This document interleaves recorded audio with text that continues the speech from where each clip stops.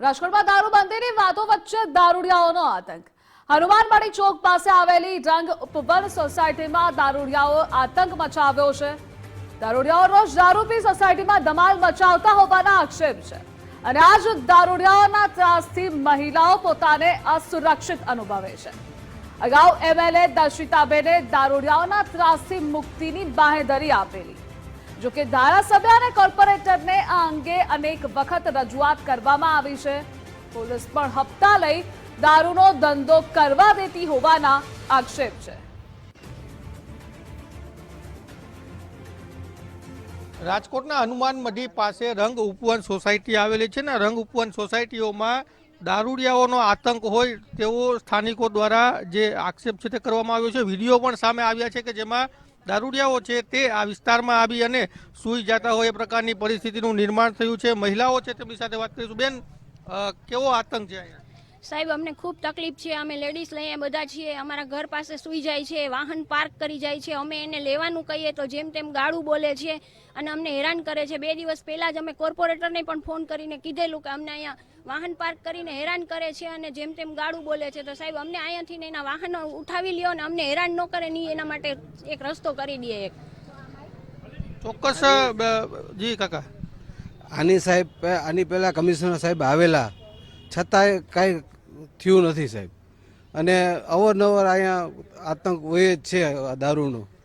અને શું આ કમિશનર સાહેબને જાણ ન હોય કે આ એરિયામાં દારૂ વેચાય છે?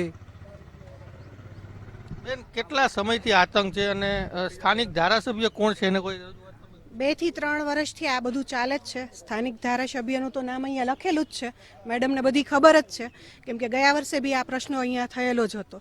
મારો પ્રશ્ન એવો છે કે ખરેખર ગુજરાતમાં કે દારૂબંધી છે અને જો દારૂડીયાને દારૂ પીવા માટે દારૂ મળી જાય છે તો પોલીસને દારૂ વેચવા વાળે કેમ નથી મળતા? વેચાય છે તો જ લોકો પીવે છે। આજે પી અને અમારા ઘર પાસે આવે છે, સૂઈ જાય છે, ગમે તેમ જેમ તેમ બોલે છે, અર્ધનગ્ન હાલતમાં હોય। અમને અમારા માટે શરમજનક પરિસ્થિતિ થાય છે કે અમે બહાર નથી નીકળી શકતા।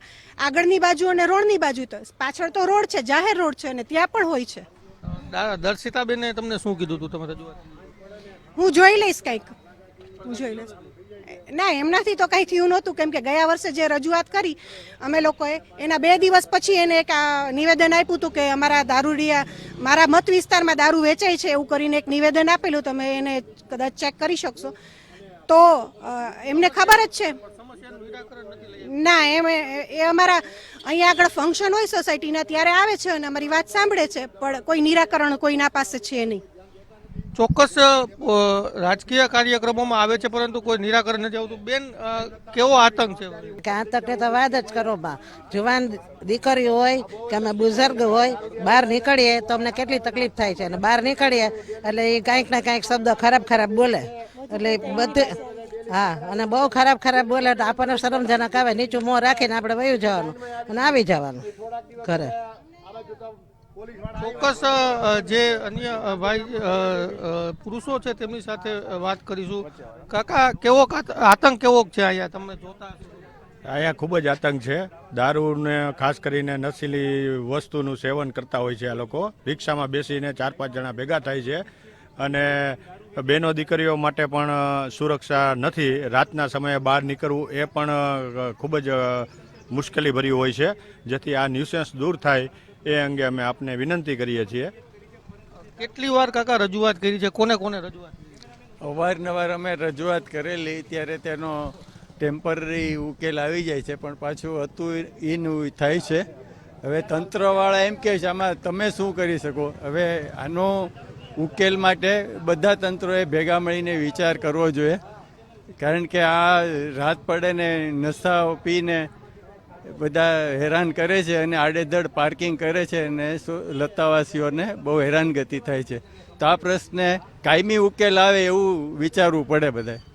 ચોક્કસ કાયમી ઉકેલ આવવો જોઈએ તેવું કહી રહ્યા છે ને સ્થાનિક જે ધારાસભ્ય હોય, કોર્પોરેટર હોય કે પોલીસ હોય, તમામને રજૂઆત કરી ચૂક્યા છે લતાવાસીઓ, પરંતુ તેમ છતાં જે નિરાકરણ છે તે નથી આવ્યું અને તેના કારણે આ પ્રકારે વિરોધ નોંધાવી રહ્યા છે। સવાલ એ છે કે જો ખુદ ધારાસભ્ય આ પ્રશ્નોનો નિકાલ ન કરી શકતા હોય તો લોકોને કઈ પરિસ્થિતિમાં મુકાય તે ખૂબ જ મહત્વનો પ્રશ્ન છે, કેમ કે જો ધારાસભ્ય હોય, કોર્પોરેટર હોય કે પોલીસ જો આ પ્રકારના દારૂડિયાઓને રોકી ન શકતી હોય તો રાજકોટમાં શું કાયદો અને વ્યવસ્થા એ કોઈ નેતા કે તંત્રના હાથમાં નથી? એ પ્રકારની પરિસ્થિતિ જોવા મળી રહી છે.